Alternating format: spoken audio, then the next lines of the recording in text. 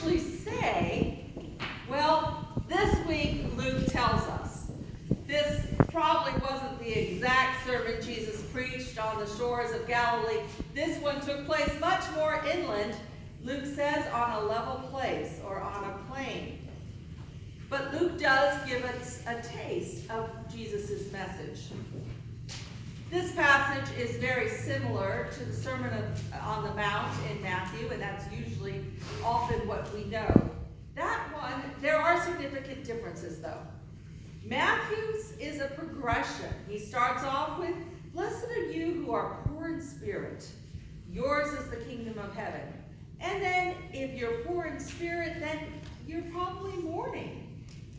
But you will be comforted. And if you see yourself as meek, you will inherit the earth, and so on and so on. It builds on each other. Luke is more concerned with society as a whole. Blessed or honorable are you that are poor, for yours is the kingdom of heaven. And woe to you who are rich, because you've already received your comfort. This theme of equality is seen throughout Luke's gospel. I mean, think of John the Baptizer. The valleys will be raised up and the hills be made level. So it is significant that Jesus is in a level place here. And then the Magnificat. God will fill the hungry with good things, but the rich are sent away empty. And this is a little hard to hear when we're living in an affluent society like ours. I know for myself it's challenging, and just this past week, of course, I was reading these scriptures and wondering what I would say, and a friend wrote me and said, "Well, I'm having trouble paying for my medications this month." And I thought, well, darn. I have to do something if this is the gospel. And so I wrestled a little bit with God because, I helped this friend last month with something else. And I have a feeling that next month he's going to need something else. And I was like, oh God, I don't want to be caught in this always giving him something. And yet, this gospel, I need to do something. So fortunately, St. Paul, in talking to the Corinthians, told them, decide what you're going to give, what you can give cheerfully, and then do it. So I chose part of what he said he needed for the medications and sent it cheerfully. And the irony was not lost on me that afterwards I went out to lunch with a friend and spent the same amount of money. So speaking of those who are well fed now, it's challenging. But Jesus did come to save everyone, even the rich. And so I like Eugene Peterson's interpretation in the message, in the Bible, the message. So I printed it in your bulletins, side by side. Let's look at the Beatitudes. You are blessed. You are blessed when you've lost it all. God's kingdom is there for the finding. You are blessed when you are ravenously hungry. Then you are ready for the messianic meal. You are blessed when tears flow freely. Joy comes in the morning. And then skipping ahead, to give away your life. But there's trouble ahead if you think you've got it made. What you have is all you'll ever get. And it's trouble ahead if you're satisfied with yourself. Yourself will not satisfy you for long. And there's trouble ahead if you think life's all fun and games. There's suffering to be met, and you are going to meet it. There's trouble ahead, skipping down to the end. There's trouble ahead if you live only for the approval of others. I like the last line. Your task is to be true, not popular. Eugene Peterson's interpretation highlights 2 points. One is that we should never consider that we've made it. Our circumstances could change tomorrow. And even on our deathbed, there's still the world to come. So thinking about that made me realize how our interdependence and my dependence on other people. I mean, my parents growing up and the extended family and churches that have supported us and supported me, and even strangers. I mean, scholarships and all sorts of things.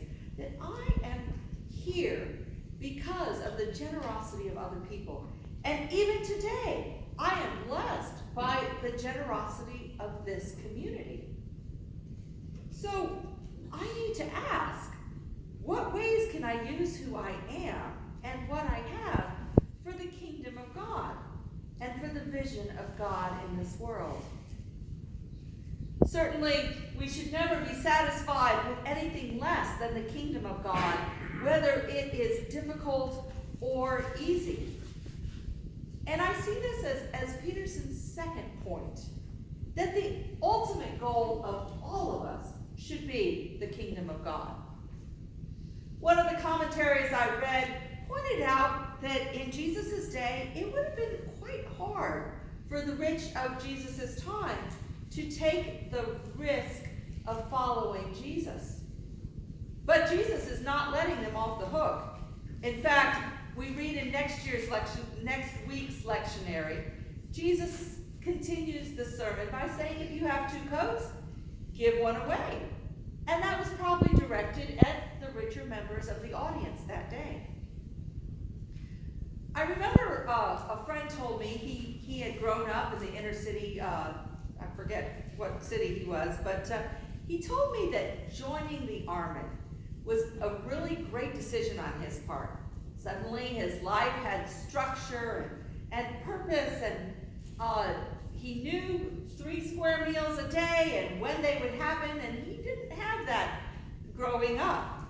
But he said that boot camp was a lot harder for others that had come from more affluent families that suddenly had to follow orders and didn't have much choice about when they ate or what they were doing.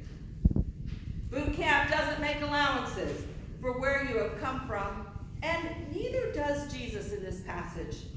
It might be easier for the poor to look up and realize that the kingdom of God contains what they need to survive and the strength to go on, than for the rich to walk away from society's expectations or their self-sufficiency. But all of us need God, and both in this life and in the next.